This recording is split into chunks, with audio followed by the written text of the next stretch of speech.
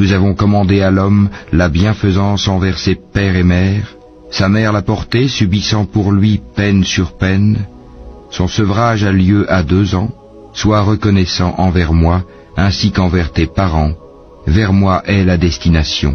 Et si tous deux te forcent à m'associer, ce dont tu n'as aucune connaissance, alors ne leur obéis pas.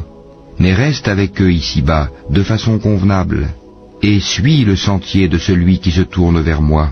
Vers moi ensuite est votre retour, et alors je vous informerai de ce que vous faisiez.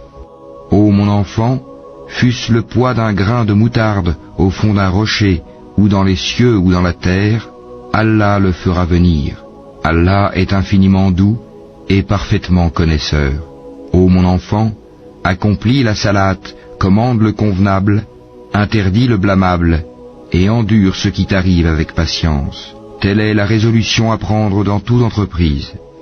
Et ne détourne pas ton visage des hommes, et ne foule pas la terre avec arrogance, car Allah n'aime pas le présomptueux plein de glorioles. Sois modeste dans ta démarche, et baisse ta voix, car la plus détestée des voix, c'est bien la voix des ânes. Ne voyez-vous pas qu'Allah vous a assujetti ce qui est dans les cieux et sur la terre, et il vous a comblé de ses bienfaits apparents et cachés, et parmi les gens il y en a qui disputent à propos d'Allah sans science, ni guidée, ni livre éclairant, et quand on leur dit « Suivez ce qu'Allah a fait descendre », ils disent « Nous suivons plutôt ce sur quoi nous avons trouvé nos ancêtres ». Est-ce donc même si le diable les appelait au châtiment de la fournaise? Et quiconque soumet son être à Allah, tout en étant bienfaisant, s'accroche réellement à l'anse la plus ferme. La fin de toute chose appartient à Allah. Celui qui a mécru, que sa mécréance ne t'afflige pas. Vers nous sera leur retour, et nous les informerons de ce qu'ils faisaient. Allah connaît bien le contenu des poitrines.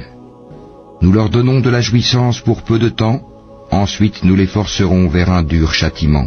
Si tu leur demandes qui a créé les cieux et la terre, ils diront certes Allah. Dis, louange à Allah, mais la plupart d'entre eux ne savent pas. À Allah appartient tout ce qui est dans les cieux et en terre. Allah est celui qui se suffit à lui-même.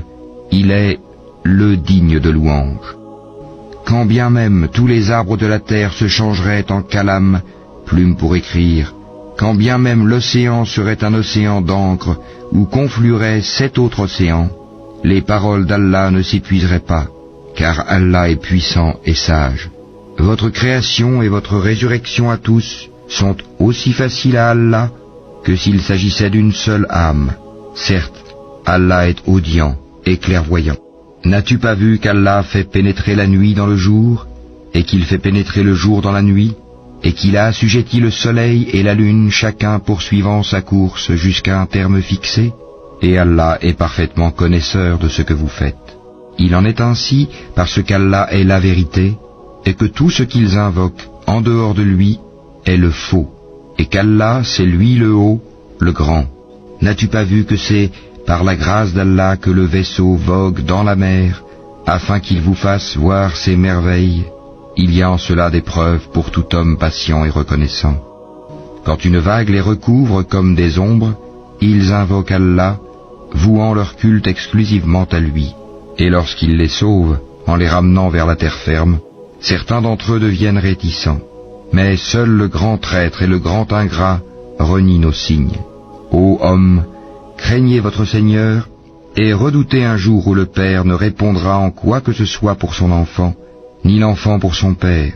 La promesse d'Allah est vérité, que la vie présente ne vous trompe donc pas, et que le trompeur, Satan, ne vous induise pas en erreur sur Allah.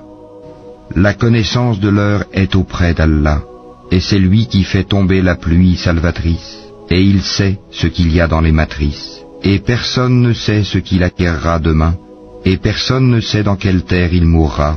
Certes, Allah est omniscient et parfaitement connaisseur.